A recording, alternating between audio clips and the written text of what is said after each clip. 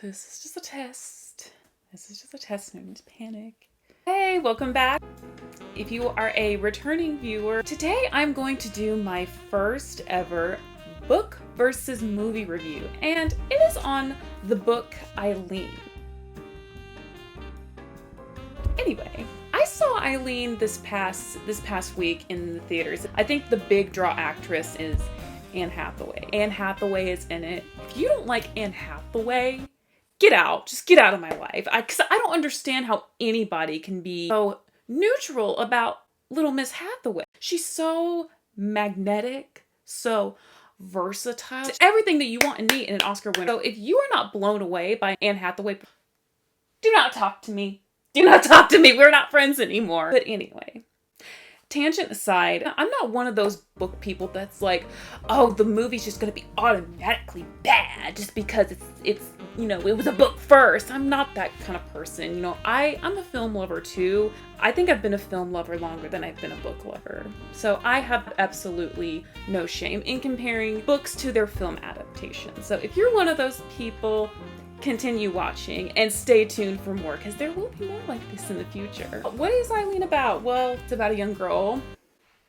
If it's not obvious, her name is Eileen. This book takes place in the 1960s, and Eileen is a young woman who she's just got a really miserable life. She works at a boys' prison. She oversees the visitation process. She takes the name of the visitors and lets them in to see the prisoners and whatnot. And she's got an alcoholic father too, who is not very nice to her. He is such an ass. She's just aching to get out of her hometown of New England and jump on a train to escape, even though she's got kind of twisted, sick, dirty thoughts. You just cannot help but feel bad for her. Her world starts to light up one day when she meets a young doctor named Rebecca. She's so captivated by this young doctor, Rebecca, and Rebecca seems to really take a liking to Eileen as well. They get to know each other, they really hit it off well. Eileen really thinks that she's making a friend, but it's not until Christmas Eve. We're past the holidays. I'm actually filming this on Christmas Day. Otherwise, I would say just in time for Christmas Day. Or rather, Christmas Eve, but that was yesterday. Anyway,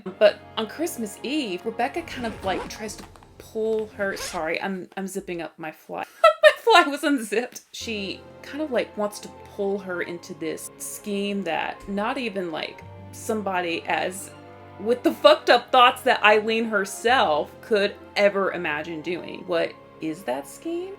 Not gonna tell you, because you gotta read the book.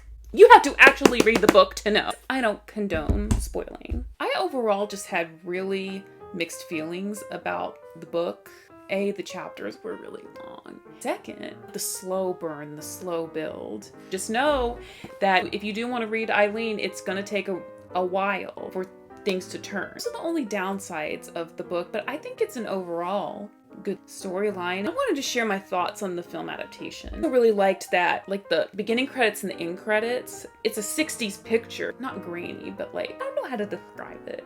It gives off very 60s. I thought it was really good, but my friend was when I asked her what she thought about it, she was like, I was like, is it just kind of slow for you? It's not like an action-packed film. I think if you were to watch the film without reading the book, I think it probably might be a little bit slow for you. You might not really follow it along very well. You really have to read the book to really get into Eileen's head. There's no background narration to assist the viewer into getting into her sick, twisted mind. So I think without that component in the movie, makes somebody who hasn't read the book kind of tune out a little bit. Also, I feel in the book, she's not treated bad by her co-workers. People just kind of ignore her, just kind of pretend that she's not there. There was one lady in the movie, she was so mean to Eileen. And this is opposed to, her dad was still mean in the movie, but I feel his meanness, it's on another level in the book, I think. In the movie, he's more willing to actually hold real conversations with her, as opposed to in the book, he kind of just makes a snide comment here and there. It's just huh, eh.